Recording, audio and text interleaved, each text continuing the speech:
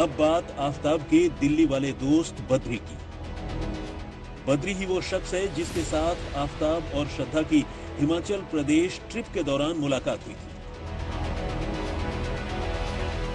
और जिससे मुलाकात के बाद आफताब ने मुंबई लौटने या फिर हिमाचल में रुकने का अपना इरादा बदल लिया था और दिल्ली आ गया था।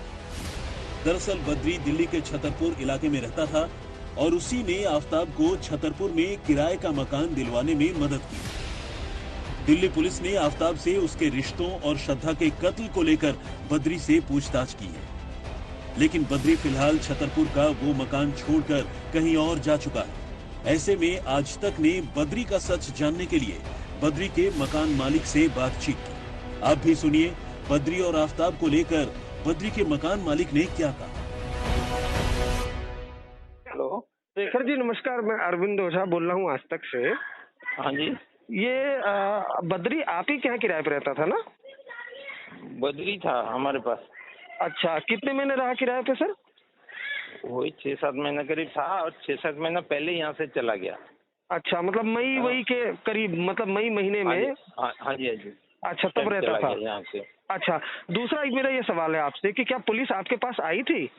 वो एक बार उनको लेके आया था ना, जो लड़के भी ये किया था उसको लेके आए थे वो पूछने के लिए, लेकिन वो लड़के को मैंने कभी देखा नहीं। आफताब को लेकर आई थी? आफताब को? हाँ हाँ। अच्छा, तो आफताब को लेकर जब पुलिस आपके घर आई तो आपसे कुछ क्या पूछा? वो पूछा था आप इनको जानते हो? वो बोला नहीं, हमने अंकल को कभी देखा नहीं और हमने भी कभी नहीं देखा उसको। अच्छा तो अच्छा तो ये हमने बद्री को दिया था रेंट पे। अब वो लोग का दोस्त आ रहा है क्या, कौन आ रहा है नहीं आ रहा है, हमें क्या मालूम है। और वो यहाँ से खाली कर गया, 7 महीना हो गया, 6-7 महीना हो गया। अच्छा हाँ, नहीं आपका जो फ्लैट है, आपका जो घर है, यहाँ से तो एकदम सामने ही जंगल है ना जहाँ पर वो टुकड़े फेंकता था। अब ये क्या करता था हमें कैसे मालूम? हम ये सब चीज को हमें तो कुछ भी नहीं है ना इन चीजों से। क्यों 7 महीने पहले तो ऑलरेडी वो लोग यहाँ से गए हमारे पास से। ये बद्री कहाँ का रहने वाला, क्या करता है? अब इनका कोई अपना बिजनेस करता था, बोलता उनका पार्टनरशिप में कोई काम करते हैं, बिटोरनी की तरफ कहीं ऑफिस था उनका। आपने वेरिफिकेशन उसका कराया था सर? सब कुछ कराया हुआ था, लेकिन वो तो अभी रखे नहीं ना कुछ भी पेपर। 6-7 महीना हो गया, हम उस पेपर को क्या करेंगे? जाहिर है बद्री नाम के शख्स ने ही आफताब और श्रद्धा को दिल्ली में मकान ढूंढने में मदद पहुंचाई थी। लेकिन क्या इस बद्री को यह पता था कि आफताब यहाँ श्रद्धा का कत्ल करने वाला है, या फिर क्या कत्ल के फौरन बाद उसे ये जानकारी हो गई थी?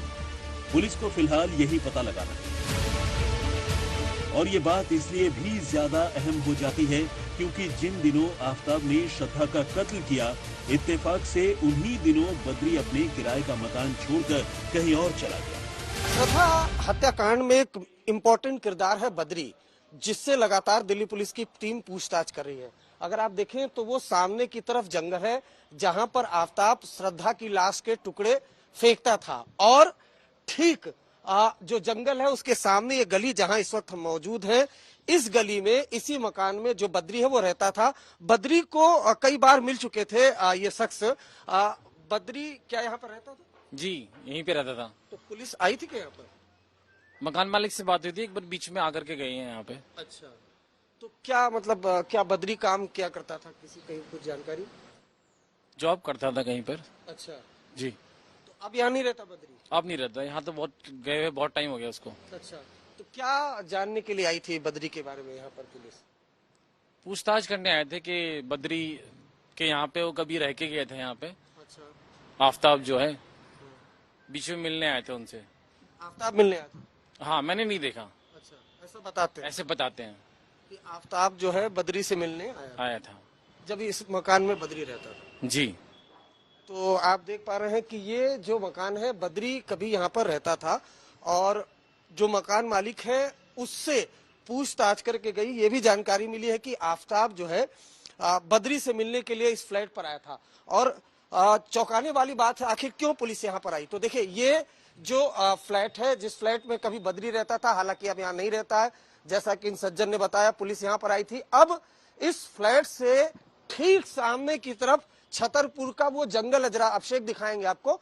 ये जंगल है और इन्हीं जंगलों में जो श्रद्धा की बॉडी के टुकड़े मिले हैं। तो ऐसे में ये तफ्तीश करने की कोशिश की जा रही है, जैसा कि हमने पहले भी बताया था आज तक पर, कि क्या एक साजिश के तहत, एक प्लानिंग के तहत उसने, आफ्ताब ने इस इलाके में फ्लैट लिया था क्योंकि सामने जंगल है, और हत्याकांड को अंजाम दिया, और लाश के टुकड़े, चूंकि बेहद पास में जंगल है तो आसानी से लाश के टुकड़ों को भी इन्हीं जंगलों में ठिकाने लगाया। तो पुलिस की तफ्तीश अब लगातार जारी है।